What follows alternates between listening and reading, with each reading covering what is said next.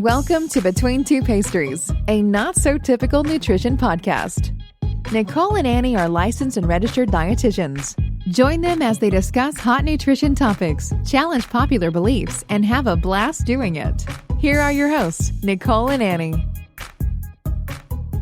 Welcome to Between Two Pastries. This is Nicole. Hey everyone, it's Annie. Yeah, today we are so excited. Well, I'm sweating already. I know, it's really exciting. This is such a wonderful topic. We have our guest today, Christy Harrison, who is a dietitian, and she has a book out called The Anti-Diet, which all of you have heard about before because of someone else who mentioned it that we've interviewed. So we also do know that some of our listeners actually purchased the book after hearing about it too. So I've already been hearing feedback from them. I'm so excited to bring Christy to everybody. Yeah. Welcome, Christy. Thank you so much. Thank you for having me. Yes. Christy, do you want to tell us a little bit about yourself and your background and kind of what prompted you to actually decide to write the book? Yeah, sure. It's a pretty long and winding path, I would say. So today I identify as an anti-diet dietitian, a certified intuitive eating counselor, and a journalist. I actually started my career as a journalist 17 plus years ago when I also happened to be struggling with disordered eating. And so that sort of obsession with food and nutrition that was going on in my personal life led me to a career path within journalism that was focused on food, nutrition, and health. Those were my beats. Those were the things that I was really obsessed with and cared about and researched, incessantly. So that's kind of how I built my career was researching and writing stories and editing stories about food, nutrition, and health, specifically in a lot of ways sort of owing a debt to like Michael Pollan and Marion Nestle and like the food activist movement that was happening at the time that I since have learned is very problematic and was very tied up actually with my own disordered eating and with the disordered eating of a lot of people that I now see and work with. So, at the time I thought that was the way to go, right? Like whole foods, plant-based, low on the food chain, not eating a lot of quote unquote processed stuff, right? And that was what I espoused in my writing. And when I was a journalist full time, there was, media has had so many shakeups in recent years. And in 2008, the financial crisis caused a lot of magazines to start closing, and I knew mine was potentially on the chopping block as well. I was working at Gourmet magazine at the time, which did in fact close in late 2009. And so I started looking into like what I might want to do in addition to journalism. I never wanted to stop. I never wanted to give up writing and knew that would always be a part of my life. But what did I want to do in addition to kind of give me a little more career stability and also to feed this fire of wanting to know more about nutrition and health, partly for my own disordered reasons, because I was still had gotten a lot better and sort of had a lot of progress toward recovery, including therapy and including just sort of exposure to people who had good relationships with food through my work at Gourmet and elsewhere. I still was struggling and I still was looking for that magic bullet that would make me lose weight permanently or whatever, and so I went back to school to become a dietitian, to get my master's in public health nutrition from that place of like wanting to, have a more stable career, but also wanting to like contribute to quote unquote ending the obesity epidemic. I wanted to be kind of the next Michael Pollan. That was actually something that I thought in my head was like, with my journalism background and now getting this specialized degree, I can like really write with authority about the so-called obesity epidemic and about, processed foods and sustainability and all of that stuff. And fortunately, when I went back to school, not really through any coursework in school, but I just also happened to be working on a book proposal at the time. And so this was like 11 years ago. I was starting to work on a book proposal about emotional eating. At the time, I still really identified as an emotional eater myself. And in the research for that proposal and the research for that book that I didn't end up writing, I discovered the book Intuitive Eating. And that was really a huge, huge key to, taking my recovery to the next level and kind of to finishing what I had started in terms of recovery with my therapist. So through that book, I started to heal my own relationship with food. And I should say, I want to always be mindful of acknowledging my privilege. Like, I grew up and still have thin privilege, right? I have the privilege of never told that I need to lose weight. No one interfered in my relationship with food because of that, because my body was considered, culturally acceptable, right? No doctor told me to lose weight. No parent told me to lose weight.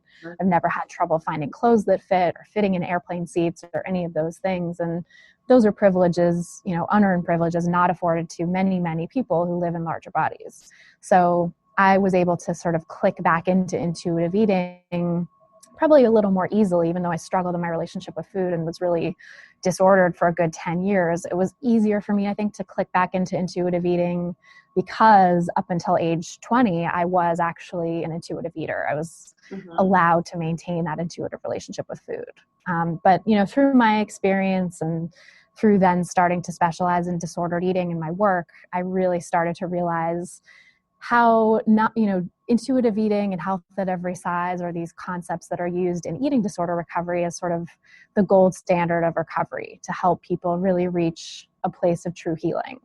And in researching and learning about these paradigms and doing trainings and working with clients, I realized that not only are they essential for eating disorder and disordered eating recovery, but they're really essential for everyone. And that in fact, our society as a whole is very disordered with food. Western culture, American culture, have a sort of national case of disordered eating or international case of disordered eating. It's a cultural phenomenon at this point. And, so that's really what I ended up focusing on in my book, Anti-Diet, which is, sort of a culmination of 10, 11 years of research and learning in this field and, bringing together the scientific evidence and the information that's been shared with me from clients and from colleagues, my own personal experience with this stuff, to try to really show people that, disordered eating is very much endemic to Western culture, and that's not an accident. Western culture, by and large, really is diet culture. And it's the system of beliefs that tells, that worships thinness and equates it to health and moral virtue, that promotes weight loss as a means of attaining higher status, meaning health status, moral status, social status, right? It demonizes some foods while elevating others. So it tells us what foods are good, bad, healthy, unhealthy, clean and dirty. Right. And it really oppresses people who don't match up with this supposed picture of health and well-being. And so now my work is really dedicated to exposing that system of beliefs and helping to dismantle it so that people in all shapes and sizes of bodies and all races and genders and, sexual orientations and all of the rest can be truly free. First, I have a couple things. First, congratulations on your own recovery. Absolutely. That's huge. I think there are a lot of healthcare providers out there, dietitians included, who've had that struggle. And we turn to wanting to help people who have had our same struggles, right? So I think that's awesome. I commend you for that. Very, very cool achievement to be able to get through that. Because for me, working with eating disorder patients and seeing them, 1 year and then the next and then 3 years later and then the next, it's just like, oh my God, when will you give this up? Right. Yeah. So that's really cool. Another thing from what you said, I love that you said that you were an intuitive eater till about age 20. Most people don't make it that long. No, they don't. It's impressive. That's really impressive. And I say that, but I truly, for the listeners out there, like, be kind to your kids because they hear things, they see things. That's and when our whole, everything is built around diet culture and people, I don't even think people know it. They don't even get it. They don't even see that it's happening. And like that they go to the grocery and they look at the label of a chewy bar and a kind bar. And because one says natural or whole or organic or whatever, now they're going to buy that. And they don't realize that that's part of diet culture. I love everything that you just said there, and your whole journey to get to this book is really, really cool. And as a community of kind of a segment of dietitians that believe in the anti-diet movement and really body positivity and debunking diet culture, we have a lot of battles to face. Yep. Because it's going to be a long road, because it's pretty sad how many people believe everything that Western culture is saying. Exactly. Yeah, I agree. So your book is, first of all, it's beautifully written for any of you who have not purchased it yet, The Anti-Diet. It is very, very well written. Your journalism skills come out very nice and shiny. Yeah. Extremely engaging and just down to earth, straightforward. I love that. And I mean, I loved how you organized the different kind of sections in it. And I love how you start with the history first. So the history alone, I just find very, very fascinating. So fascinating. You know, leading up to the term nutritionism, I feel like, and thus it begins. Yeah. But yeah, just the history alone is just so fascinating. Is there anything that you care to sort of elaborate a little bit on the research that you kind of did, and even for yourself as you were researching it, what really struck you? Yeah, there's so much there. I mean, honestly, the history could have been a whole book unto itself. And Wow. I've written, books about this, right? Some of which I referenced there. Yes.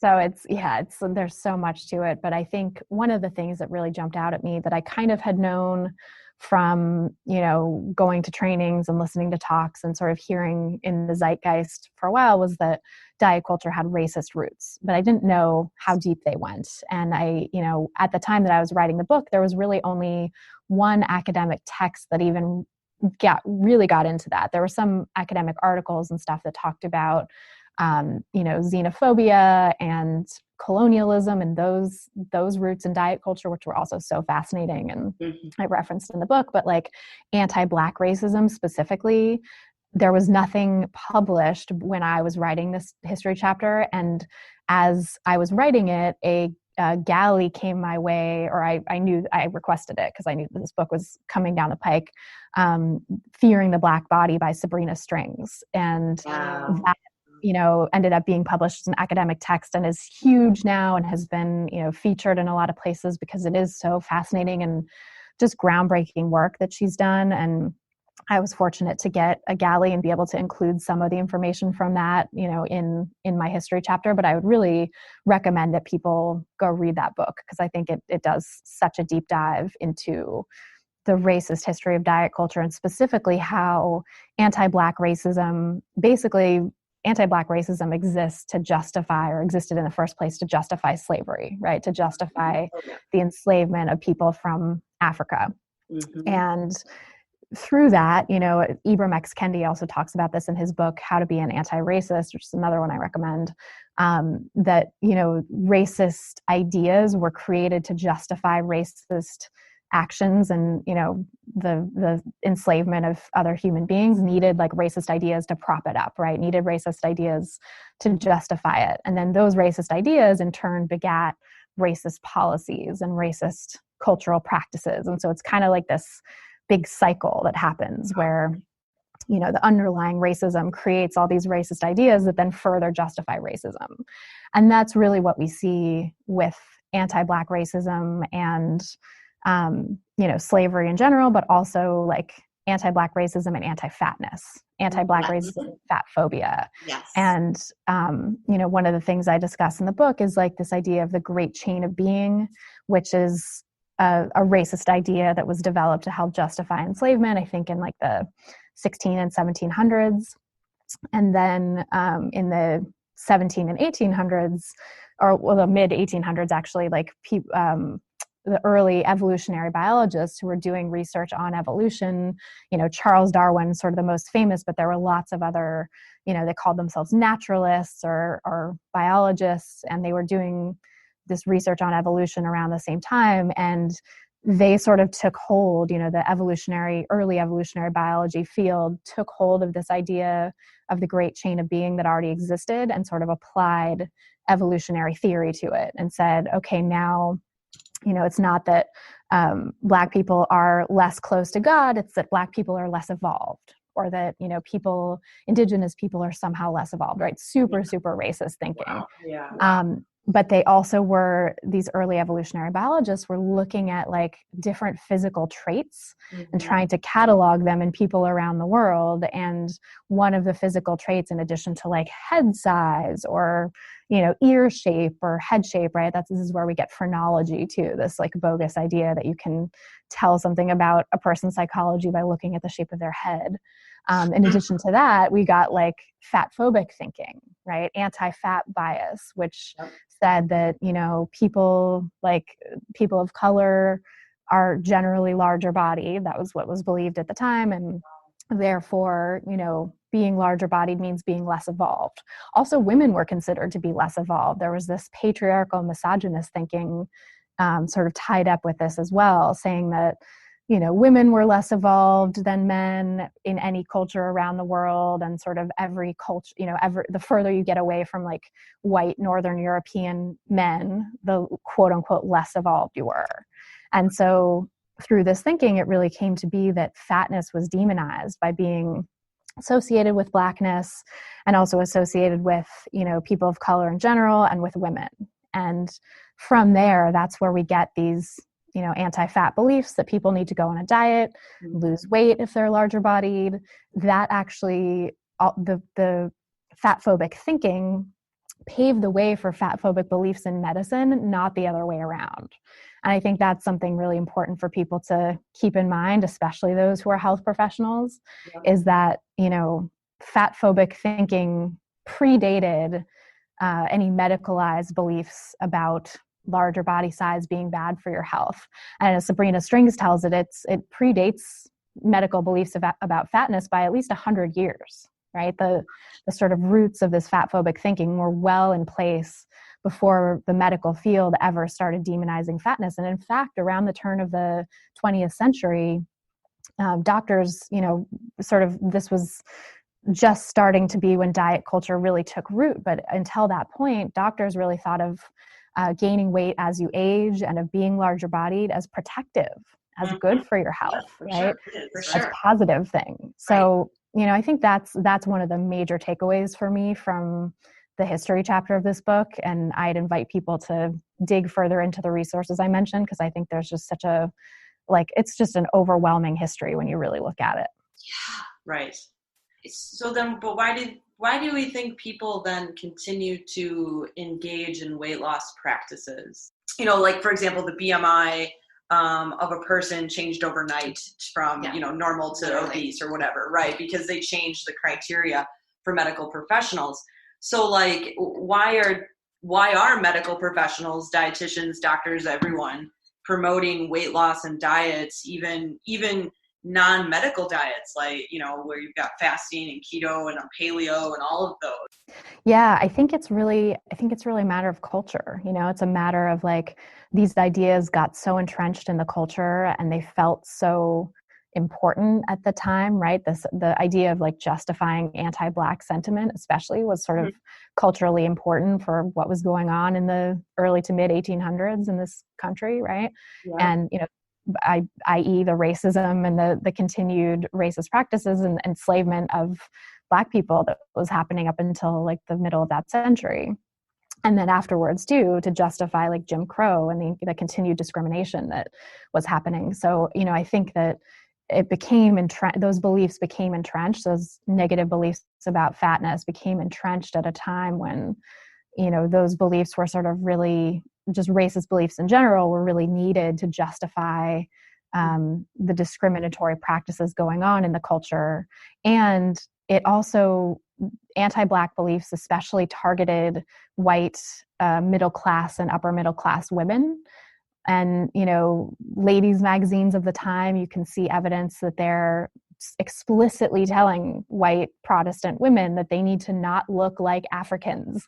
And in order to not look like Africans, you have to eat like this. You have to watch your weight, right? You have to, do all these different things to sort of distance yourself from the other, right? To preserve your racial purity.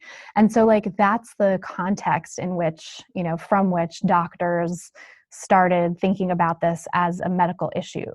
And I think as soon as you have, and then like you said, as I talk about in the history chapter too, the insurance industry, first the life insurance industry, and then the emerging health insurance industry around the turn of the 20th century also got involved in this discourse, and started pushing doctors to weigh their patients, and had this sort of very early evidence that wasn't really very good evidence, because it was just from, wealthy white men who could afford life insurance in the first place, that, the ones who were heavier seemed to die earlier or whatever, without controlling for factors like, their drinking habits, for example, or their, income or access to medical care, or whatever it might be. Right. So it's sort of, I think it further entrenched diet culture thinking in the medical industry too, having this pressure from insurance companies, and then the public pressure. As I mentioned in the book, like doctors are business owners too, right? And doctors are people living in a cultural context. And so when they have patients coming through the door continuously asking them for weight loss, asking them to be put on diets, even if at first, as was the case, medical doctors thought this was mere vanity, taking them away from something that was, health concerns that were actually more pressing and important, and that it was really frivolous of people to be asking for weight loss diets. Eventually, they got sort of worn down by all the demand, plus the pressure from the insurance companies, and ended up kind of giving the people what they want, which is diets, right? And so as soon as that starts to happen, then you start to have, teachers at medical schools talking about it. Scientific studies being published in medical journals, which, were utterly just crap in terms of the scientific validity of it, right? At first, especially, like I also talk in the book about this 1959 kind of landmark study by quote unquote obesity researcher who was looking at all of the research that had been done before to try to see what was effective. And as he found in that study, like everything was basically trash from a scientific perspective, except for like 8 studies, but still scientific research really started to like target higher weight people. And then, once that literature is there, then things become quote unquote evidence-based, right? Even if the evidence is terrible and not good quality, it's published in a scientific journal. And so doctors can like refer to it and think that something is going to be effective maybe.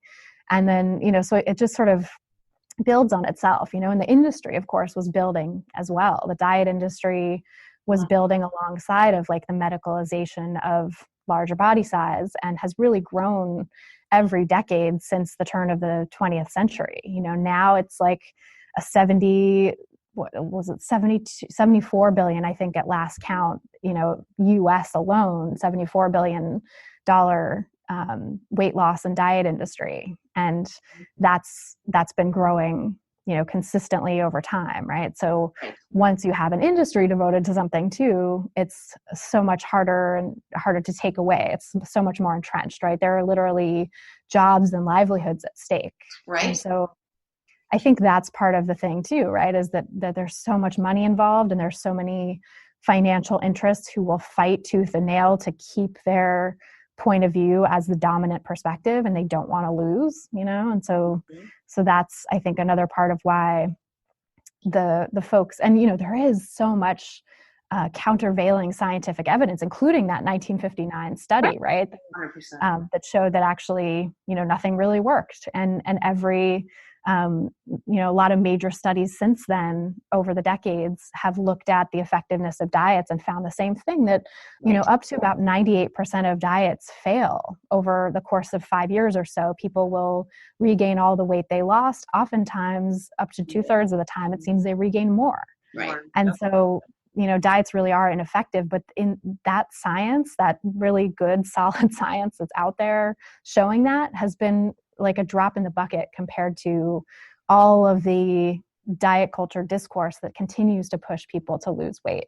And it should be said, the discrimination against people in larger bodies that happens, that continues to push them, understandably so, to want to escape the discrimination. And it's really unfortunate that, unlike other forms of discrimination that we know to be not within a person's control, or, not the fault of the person, but the fault of the society and discriminator, the people who are doing the discriminating are the ones at fault, right? We know that when it comes to race or when it comes to sexuality or gender or whatever, but that's something that hasn't really gotten out there when it comes to body size. There's still this myth that body size is within someone's control, and that if they're being discriminated against or, made to feel bad and ashamed of their body size, that they can do something about it.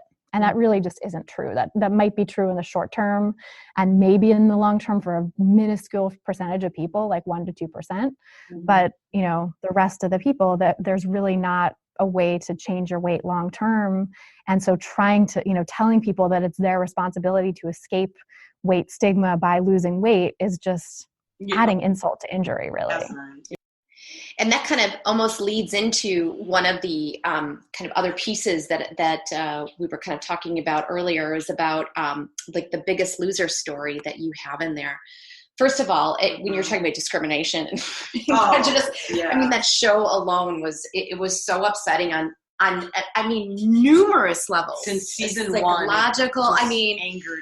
But, one of the stories you had mentioned was one of the gals on the show, and I'm not sure if you personally spoke with her or if you just sort of researched this somehow, but how she ended up developing, how can you not, an eating disorder. Right. And she probably already had one. Right. On the show, right. And then it progressed after the show, and then she ended up having some other issues that also led to her discovering that she had RA.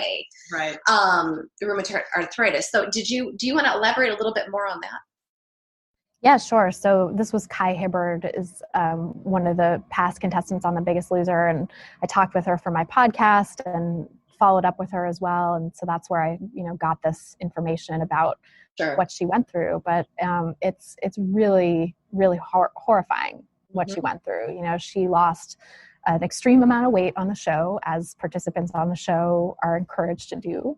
And, there's a lot of really abusive treatment of the guests, the contestants on that show, and they have to sign all these waivers, and like they're basically sort of giving over their relinquishing their ability to like sue or speak out against the show. And I think Kai had a non-disclosure agreement that she just violated in speaking out, and sort of had to deal with the consequences of that, because it was so important to her to really pull back the curtain on what was going on in the show and how abusive it was. And her experience was that, she did lose a lot of weight on the show. She ended up regaining a lot of it. And she started having, during the show, she started having a lot of really disturbing symptoms, hair falling out in clumps, extreme fatigue and weakness, not being able to lift her arms sometimes because she was so exhausted, just sort of classic eating disorder symptoms, honestly. Like a lot of these things are things that we see with people with, really progressed eating disorders. And so she, wasn't really able to get help for that on the show, of course, but afterwards she was going from doctor to doctor to try to figure out what was going on for her. Had a lot of discrimination that she faced at the doctor's office, and, doctors assuming because of her size that she had diabetes. She's never had diabetes in her life, and blaming her issues and her symptoms on her weight. And finally, she was able to find a doctor who ran the appropriate tests and found that she had rheumatoid arthritis, which is a progressive disease and can actually, if you're out of, if you're sort of not being well managed with that disease, it can lead to some long-term consequences, some long-term degenerative stuff that, really will never reverse itself. And she was, spent a year or two, I think, trying to figure out what was going on and getting dismissed because of her weight. And so she, expressed very passionately, like, that she was upset and mad about the fact that, they had let her go for a year or two without getting the proper diagnosis. And what effect is that having on her long term? That can actually be curtailing her life, reducing the quality of life or the length of life that she has, just because of weight stigma, just because the doctors couldn't see beyond her weight and, do tests that they would run on someone in a smaller body and this is so unfortunately common. This is not just in Kai's case, but I talk about, a number of cases like this in the book and have heard dozens, if not hundreds of people talking about this, in other contexts that, they go in for something, there's something not right, and they can tell, they know their body, they know that there's something going on, and get told to lose weight as a supposed solution. And as we just discussed, because weight loss has such a high failure rate, right? Because it's not, people don't end up with sustainable weight loss when they try to lose weight in 98% of the cases or so. It's not going to be, even if, which again, this is like a whole other question, but weight loss is not a cure for diseases. Weight loss is not a cure for the symptoms that people like to say it's going to cure. Yeah. And even if it was, 98% of the people wouldn't be able to attain it anyway. And so what are we doing? As Reagan Chastain, who I quote in the book as well, also had an experience like this at the doctor's office, as she says, weight loss does not meet the criteria for evidence-based medicine. Correct. So we have to do something different. Well, but for all my hatred towards The Biggest Loser and all of those shows out there, like, I have to also express my frustration though with like, okay, that show is managed by, 2 personal trainers, I guess, if you will. Yes. One of which has outwardly said that she has PCOS and well, I can manage my weight and I have PCOS and no, you have an eating disorder, I think is what it's called. But okay, so setting that aside, but the part that kills me is that then you still have doctors and like people who are so smart on paper telling people to drop, well, you need to drop 100 pounds and here's how you do it in a 3-month period. And, like kind of that wackadoodle stuff going on. And how are these healthcare professionals not educated on massive weight loss, right? To what that does to the brain. Oh yeah. What that does to their heart. And that you can be anorectic by not having like that correlates to how much weight you lose, not necessarily the size body that you're in. Correct. And it's so hard for me because I just want to shake people and try to get them to understand like, okay, setting aside body positivity and people's whole desire to lose weight, the people that do lose weight, they're concerned, well, I don't want diabetes when I'm older, I don't want heart disease. The fact that they dropped all that weight in a short amount of time, they have no idea what's about to happen to them in the future. And that's what I think just breaks my heart, because it's just like, oh my God, like there's this, you don't have to do this to yourself. And so watching Biggest Loser, I've never actually really watched a full episode, but I've seen obviously commercials and stuff. And so as you go through the whole season of commercials and you see different people and their size and stuff, you just have to wonder where they are today. Oh yeah. Working in the industry and just thinking like you feel that much shame about yourself and who you are as a person that you had to do this. And it's just, it's so hard to see. And I'm really glad you referenced that show in your book and had an example of it. Because I don't think, everyone gets so excited when the new season starts and it's just like, wow, this is so awful. I was just going to say, I think the fact that doctors don't know what they're prescribing, basically, the fact that they're prescribing an eating disorder in a lot of cases is really a testament to the fact that medical doctors get very little, if any, training on nutrition, very little, if any, training on eating disorders, and oftentimes are just going based on what they know from the culture or even what works for them. I've had clients tell me that their doctor said, oh, well, try this diet. It's the one that worked for me. Oh, I know.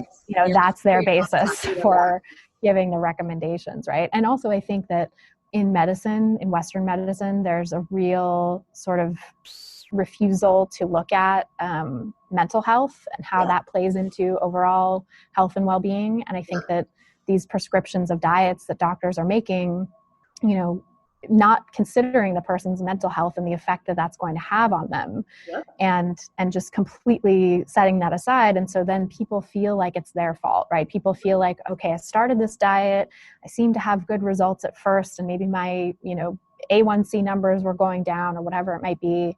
And then I got obsessed with food and started binging, and I just couldn't stick to the diet. And oh my God, what's wrong with me? Right. And like that's actually like what diets are designed to do. It's not your fault. Right. Well, and I think also too, it's socially, for doctors to prescribe eating disorders pretty much, I mean, that's socially acceptable. Yeah.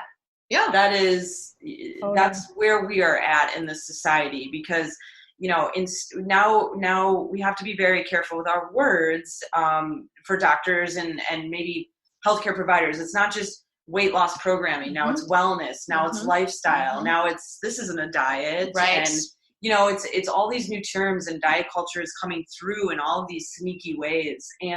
But when a doctor, for some reason, says, well, I do this diet and that's what worked for me, people just grab onto that. And we get people like that in our own practices, and you just sit there with your jaw wide open, right. like, what have we been doing? Why don't you believe me? But you believe this doctor who's telling you about their own personal experience. And it's one of those things that's so frustrating. Yeah. And again, getting back to how do we change the culture?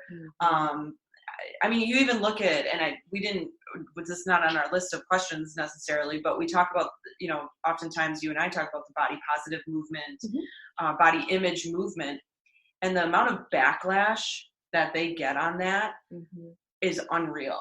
I mean, you just look at posts that the body image movement will post, pictures of herself and comparisons or whatever about, loving your body and all that stuff. And the people just saying how terrible they are and how fat they are and blah, blah, blah, all of that negativity. And it's just like, why are people so just engulfed in diet culture? Yeah. And how do you get that way? Yeah.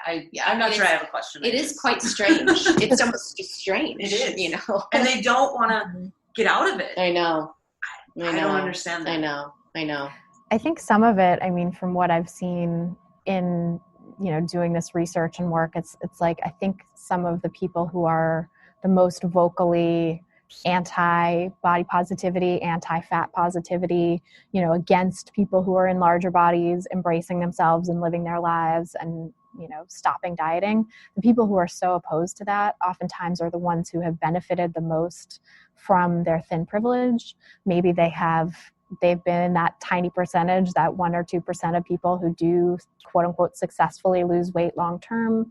And oftentimes, from what the research shows about those folks, they have behaviors that can be really equated to eating disorders, that they're behaviors that you see in people with clinical anorexia nervosa. And so, what percentage of those quote unquote successful dieters are actually people with anorexia who just started out in larger bodies? There's certainly a percentage of them are in that camp. Right. And I have therefore seen they're speaking out of fear. Right. They're exactly. Yeah, projecting their fear of fatness, projecting their fear of food, projecting that if I could do it, you can do it, not realizing that an eating disorder, especially a clinical anorexia type eating disorder, is a genetic anomaly that most people can't actually suppress their weight long term. And that's a good thing. That's an evolutionary benefit that we can't do that because, most people, when we're subject to energy deprivation or driven to binge, and that kept our society and our species, that kept our species alive, right? That's why we're here today as a species. And so that tiny percentage of people who don't have that binge response, there's something different about them. That's not something that everybody can quote unquote achieve. Well, I know we're kind of running short on time here. I wanted to bring up one more subject that was on our list here, and just kind of and I'm pairing the two together. We're talking about kind of the whole lifestyle concept, but then that has also migrated into the concept of orthorexia. So being super on one way of the spectrum of eating super healthy and purely all the time. But I wanted to tie this in and just speak on this a little bit, because I think it's important that people don't realize so much of GI issues. Oh yeah. We just recently did a pod on allergies and sensitivities and things like this, and so much of GI issues. And so I loved reading this in your book too. Your own personal experience around that is really a symptom of disordered eating. Correct. And I think it's really important to I want people to really hear that. And again, because of the fact that there's so many things to kind of pile in here, but it's just really, really important, because as that person who could be orthorexia or is kind of jumping from one concept to the next concept to the next concept, again, just sort of chasing a different disorder, essentially replacing one for another, and just helping them kind of understand that, again, we have to find that balance. But yeah, is there anything that you want to speak on just in regards to the whole GI issue, kind of overconsumption or obsession, if you will, of just eating whole foods, again, with that orthorexia concept, as well as it being kind of a lifestyle thing? Yeah, I mean, I will say, orthorexia is defined as obsession with healthy eating. And I think that a lot of people fall into that camp in this day and age, that they, and I see a lot of people who maybe had a clinical eating disorder or, subclinical disordered eating, but that was sort of really clearly along a certain line, like it seemed, it was fit the pattern of bulimia, or it fit the pattern of binge eating disorder or something like that. And then they sort of transition into, oh, now I eat keto. Oh, now I eat paleo. Yeah. And so I'm recovered, right? Or I'm recovering through my keto diet, or I'm recovering through intermittent fasting, or whatever it might be. And that actually is just transferring the eating disorder into another form, right? It's really does kind of fall under that umbrella of orthorexia, where it's obsession with a particular diet, obsession with dietary purity or perfection, obsession with getting it right and being healthy and, doing everything perfectly. And orthorexia, I will say, is not currently in the Diagnostic and Statistical Manual. The DSM really kind of lags behind clinical practice. So, it took years for anorexia to even get into the DSM, then years after that for bulimia, and then years after that for binge eating disorder. Binge eating disorder was only officially added in 2013, I think, in the latest edition. Yes. And so, there's some evolution happening on this, and there's debate in the sort of research and diagnostic realm as to whether orthorexia should be listed as its own eating disorder, or as a variant of another eating disorder, or a variant of obsessive compulsive disorder, like in a different category altogether. And so that's, there's sort of arguments in favor of all those things, but it's honestly, to me, as I say in the book, it's kind of like splitting hairs, because it doesn't really matter what you call it. It's a problem, right? And people who are experiencing that pattern are suffering. So I think knowing the history of, from your book, and knowing the history of the diet and nutritionism history, what blows my mind is that DSM-5 is just getting this stuff in there more recently. Yes. It's like when we've had knowledge of all of these issues for so long. I know. So there's, I don't know, to me, I feel like it's an avoidance, or it's again, you go back to that racism piece. Right. We just cannot get past it as a culture. Right. And that's what's so heartbreaking. Again, more heartbreak on my end is the DSM-5 is just getting that in, and why orthorexia is not in there, because when I have to do my chart notes, I can't reference it. Which is right. I can't. Oh my gosh, use that. There's no diagnosis. For it. So again, because people who have orthorexia don't necessarily have quote unquote a look. Right.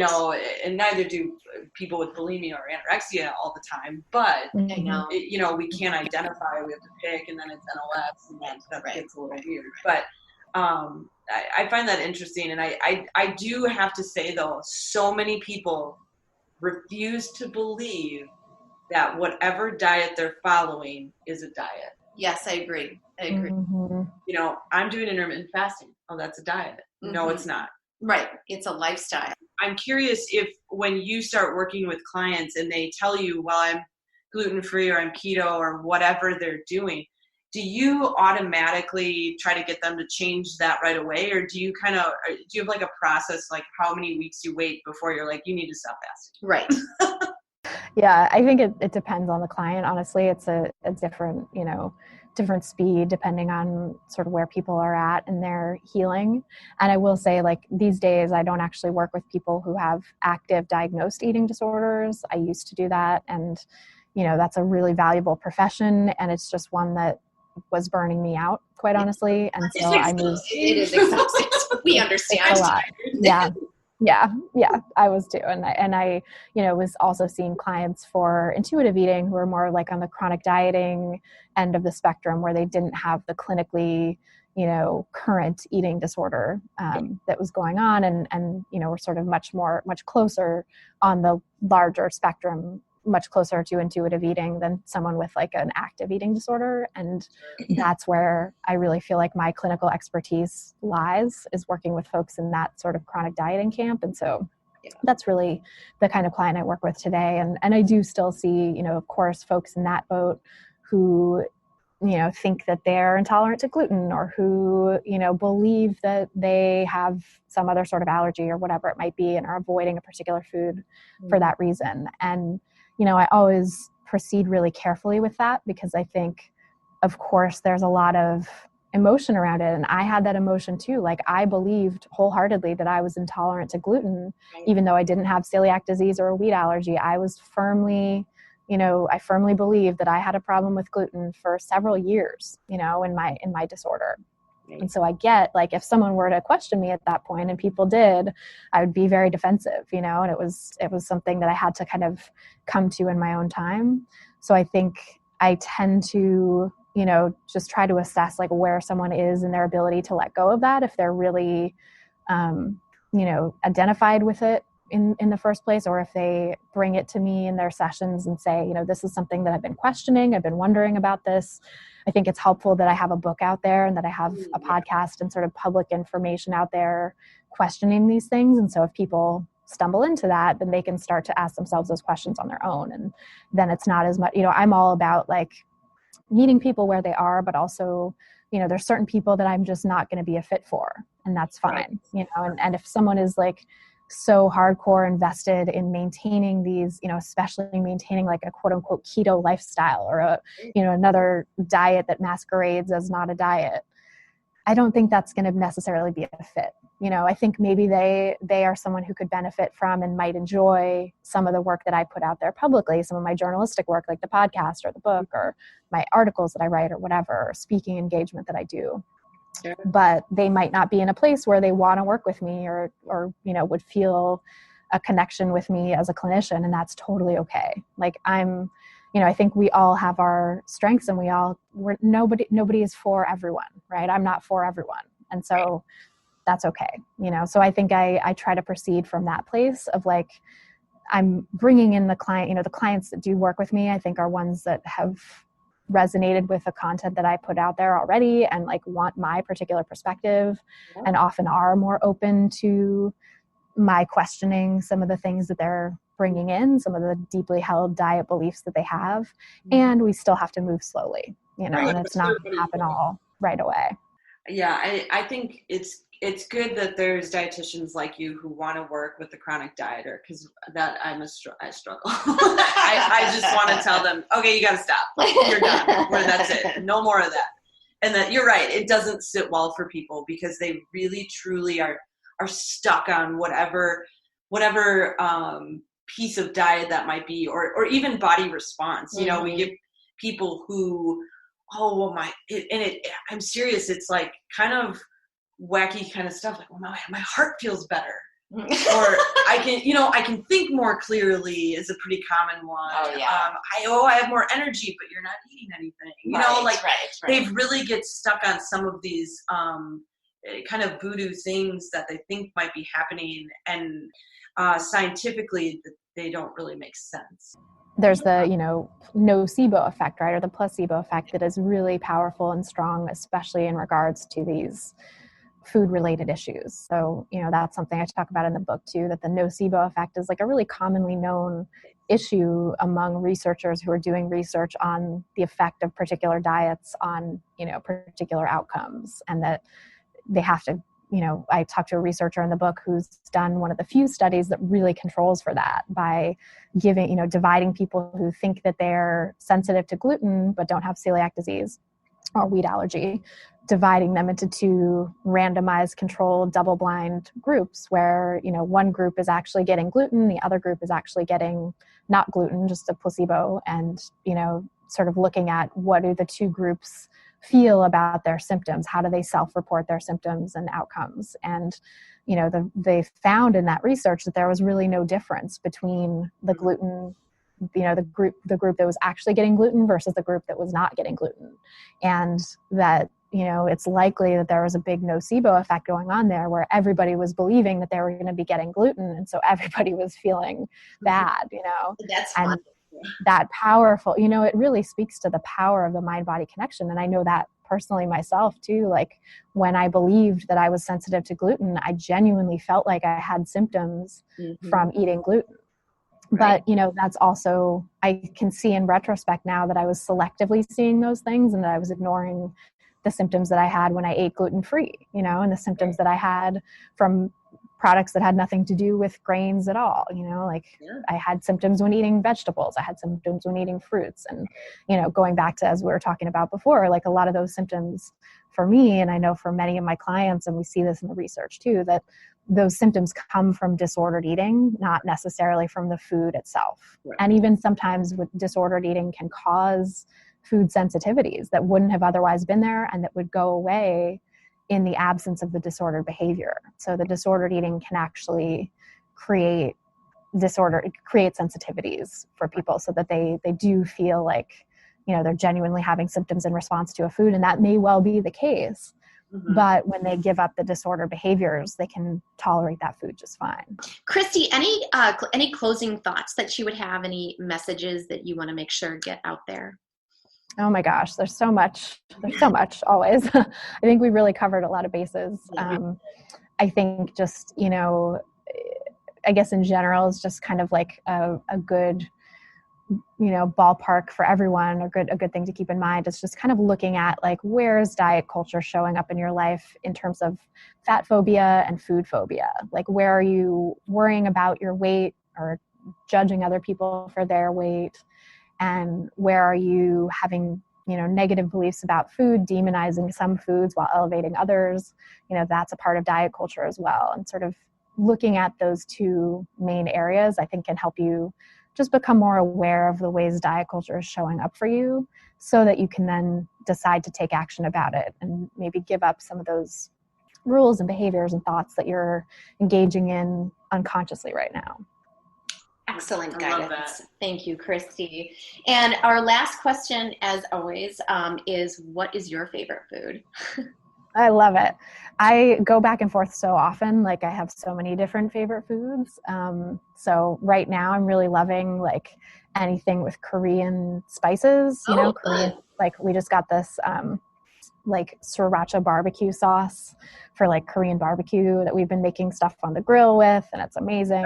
So like that's great. Any sort of beef or chicken with that is like my favorite right now. But I love it. Runs the gamut. That's awesome. Yeah. Very cool. Well, thank you so much for your time today, Christy. I cannot tell you how excited we have been for the last several months since we've since we put together, and we are just elated that you said yes and that you were here today. And thank you for sharing so much of your expertise and your knowledge and your extensive research. We really appreciate your efforts and the beauty of the book that you put together. So if you haven't read Anti-Diet by Christy Harrison, get it, find it, borrow it, buy it, loan it. Just seriously, I mean, it is well worth your time. So anyway, thank you so much again, Christy. We really appreciate it. Thank you so much for having me. Have questions you want to hear discussed on the show? Find us on Facebook or visit betweentwopastries.com and drop us a line. Want to support the show? Find us on Patreon for exclusive content. If you love the show, find us on iTunes or your favorite podcast platform. Hit the subscribe button and leave us a review.